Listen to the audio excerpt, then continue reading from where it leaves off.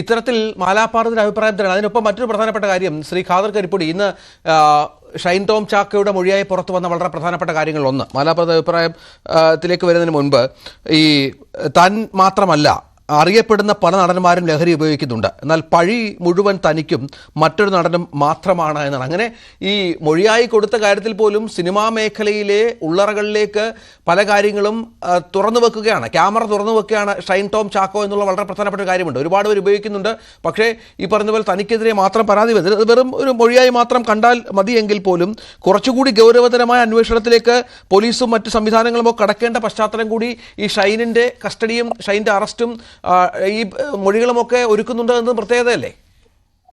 100% എന്താ സംശയക്കാര്യത്തിൽ എത്ര ഗുരുതരമായിട്ടുള്ളൊരു മൊഴിയാണത്. ഞാനതിനെ നിസ്സാരമായിട്ട് കാണുന്നില്ല. നോക്കൂ, ഒരു സംഘടനയിൽപ്പെട്ട ഒരാൾ, അതിലെ അത്യാവശ്യം അറിയപ്പെടുന്ന ഒരാൾ എന്നുള്ള നിലക്ക് ഷൈൻ പരസ്യമായിട്ട് വന്നിട്ട് പറയാണ് ഞാൻ സിന്തറ്റിക് ഡ്രഗ്സുകൾ ഉപയോഗിക്കുന്നു എന്ന് വളരെ ക്ലിയർ ആയിട്ട് അയാൾ പറയാണ്. അയാൾ പ്രതിനിധാനം ചെയ്യുന്ന സംഘടന അയാൾ അങ്ങനെ ഒരു മൊഴി പോലീസിന് കൊടുത്തതിന് ശേഷം പ്രാഥമിക ഘട്ടത്തിൽ എന്ത് നടപടി എടുത്തു എന്നുള്ള ഒരു ചോദ്യമുണ്ട്. എന്തിനാ AMMA എന്നോ അമ്മ എന്നോ വിളിക്കപ്പെടുന്ന ഈ സംഘടന എന്തിനാണ് ഇത്രമേൽ ഭയം കാണിക്കുന്നത്? എന്തുകൊണ്ടാണ് അവർക്കൊരു ഡ്രഗ്സ് ഫ്രീ സംഘടന അല്ലെങ്കിൽ ഡ്രഗ്സ് ഫ്രീ സൊസൈറ്റിയിലേക്ക് ഇത്രയും വലിയൊരു സംഘടന എന്നുള്ള രീതിയിൽ അവർക്ക് വലിയൊരു സംഭാവന ചെയ്യാൻ പറ്റും? അവരെന്തിനാണ് ഈ സമയമായിട്ടും ഇത്രയും വലിയ ഒരു മടി കാണിക്കുന്നുള്ളത്?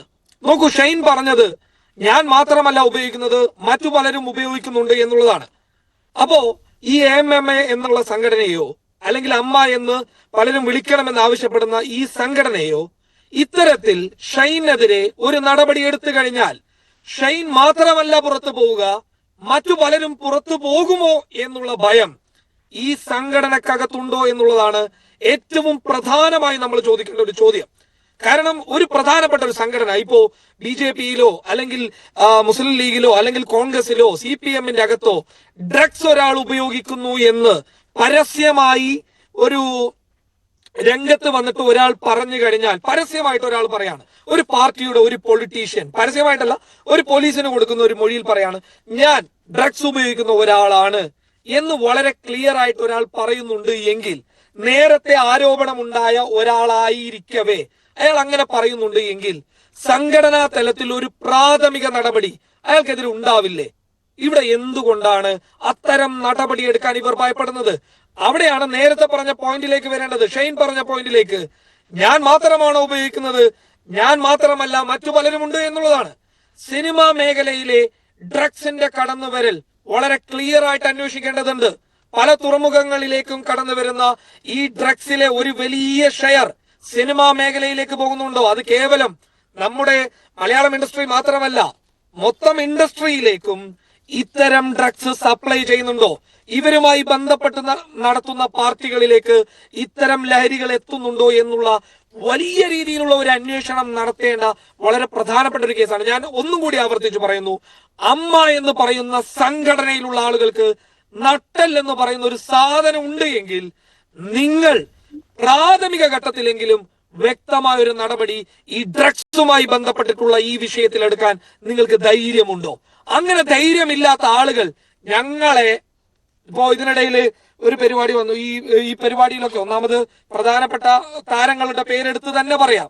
മമ്മൂട്ടി അടങ്ങുന്ന, സുരേഷ് ഗോപി അടങ്ങുന്ന, മോഹൻലാൽ അടങ്ങുന്ന വളരെ പ്രധാന നിരയിൽ നിൽക്കുന്ന ഈ 3 പേർ എപ്പോഴെങ്കിലുമൊക്കെ ഇത്തരം വിഷയങ്ങൾ വരുമ്പോൾ, സുരേഷ് ഗോപി എന്തെങ്കിലുമൊക്കെ അങ്ങോട്ടും ഇങ്ങോട്ടൊക്കെ പറയുന്നുണ്ടെന്നെങ്കിലും പറയാം, അഭിപ്രായ ഭിന്നതകളുണ്ട്, പക്ഷെ അദ്ദേഹം എന്തെങ്കിലുമൊക്കെ പറയുന്നുണ്ടെന്ന് പറയാം. ബാക്കിയുള്ള 2 പേരെടുത്തു നോക്കി ഇത്രയും പ്രധാനപ്പെട്ട ഒരു വിഷയം ഉണ്ടാകുമ്പോൾ ആ വിഷയത്തിൽ ഇതുവരെ ഒരു പ്രതികരണം നടത്തിയിട്ടുണ്ടോ? സംഘടനയിൽപ്പെട്ട ഒരാൾ ഞാൻ പരസ്യമായിട്ട് ഡ്രഗ് ഉപയോഗിക്കുന്ന ഒരാളാണെന്ന് അയാൾ ഇൻഡയറക്ട്ലിയും ഡയറക്റ്റ് ആയിട്ട് പറഞ്ഞിട്ട് പോലും ഒരു അക്ഷരം മിണ്ടാൻ ഇവർ തയ്യാറായിട്ടില്ല. എന്തിനാണ് ഇതുപോലെയുള്ള ഒരു സംഘടന? ഞാൻ ആദ്യം ഈ കഴിഞ്ഞ ദിവസത്തെ ചർച്ചയിൽ പറഞ്ഞില്ലേ, നിലപാടില്ലായ്മയുടെ ഒരു വലിയ ശതമാനം ആളുകൾ ജോലി ചെയ്യുന്ന ഒരു ഇടമാണ് ഈ സിനിമാ മേഖല എന്ന് പറയുന്നത്. ഇവിടെ ഈ പറഞ്ഞതുപോലെ പുരുഷന്മാരുടെ മെക്കിട്ട് മാത്രം കയറിയിട്ട് കാര്യമില്ല, സ്ത്രീകളും ഇത് ഉപയോഗിക്കുന്നുണ്ട് എന്നുള്ളത് ഒരു വലിയ ഫാക്റ്റാണ്.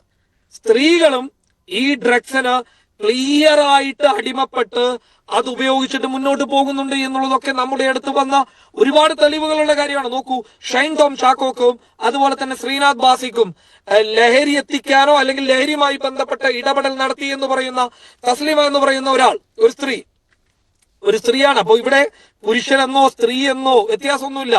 ഇവരെല്ലാവരും മിംഗിളായിട്ട് പോകുന്ന ഒരു വലിയ മേഖലയായിട്ട് ഈ ഡ്രഗ് മേഖല മാറുന്നു എന്നുള്ളതാണ്. നിസാരവൽക്കരിക്കപ്പെടുന്നതാണ് വിഷയം. വിൻസി എന്ന് പറയുന്ന ഒരു സ്ത്രീ, നമുക്ക് വിൻസിയുടെ കേസിലേക്ക് വന്നു കഴിഞ്ഞാൽ, വിൻസി എന്ന് പറയുന്ന ഒരു യുവതി, അവര് സത്യം പറഞ്ഞു കഴിഞ്ഞാൽ ശ്രീജിത്ത് പറഞ്ഞതുപോലെ അവര് പരാതിപ്പെടേണ്ടത് ലോ ആൻഡ് ഓർഡറിലാണ്. വളരെ ക്ലിയർ ആയിട്ട് ലോ ആൻഡ് ഓർഡറിലാണ് അവർ പരാതിപ്പെടേണ്ടത്.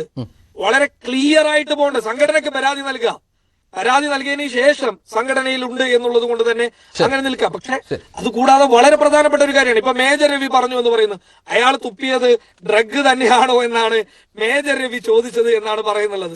എന്തൊരു ആഭാസമാണ്. ഇത്രയും മുതിർന്ന ഒരാള്, ഒരു സംവിധായകൻ എന്നുള്ള നിലക്ക് ഇയാളൊക്കെ നടത്തുന്ന പരാമർശം എന്താണ് എന്ന് ചിന്തിച്ചു പോവുകയാണ്. മാലാപാർവതിയുടെ കാര്യത്തിലേക്ക് വരികയാണെങ്കിൽ, മാലാപാർവതി പറഞ്ഞതുപോലെ ഒരു സൈക്കോളജിസ്റ്റ് ആണ്. അതാണ് ഏറ്റവും രസകരമായിട്ടുള്ള ഒരു കാര്യം. ഒരു മനുഷ്യന്റെ മാനസികാവസ്ഥയും അയാളുടെ പിരിമുറുക്കങ്ങളും ഒക്കെ വ്യക്തമായി മനസ്സിലാക്കാൻ പറ്റുന്ന ഒരു മേഖലയാണ് ഈ സൈക്കോളജിസ്റ്റ് എന്ന് പറയുന്നത്.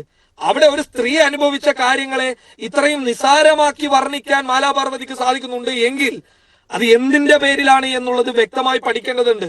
പുതുതായി വന്നിട്ടുള്ള കൂട്ടുകെട്ടുകൾ, പുതുതായി വന്നിട്ടുള്ള ഈ സിനിമയിലെ ഈ അടുപ്പങ്ങൾ മാലാപാർവതി എന്ന് പറയുന്ന നേരത്തെ നിലപാടെടുത്തിരുന്ന, വലിയ നിലപാടുകളുടെ പേരിൽ കേട്ടിരുന്ന ഒരു സ്ത്രീ, അവരിപ്പോൾ സ്വന്തം നിലപാട് പണയപ്പെടുത്തുന്നത് എന്തിനാണ് എന്നുള്ള ചോദ്യത്തിന് ഇവിടെ വളരെയധികം പ്രസക്തിയുണ്ട്.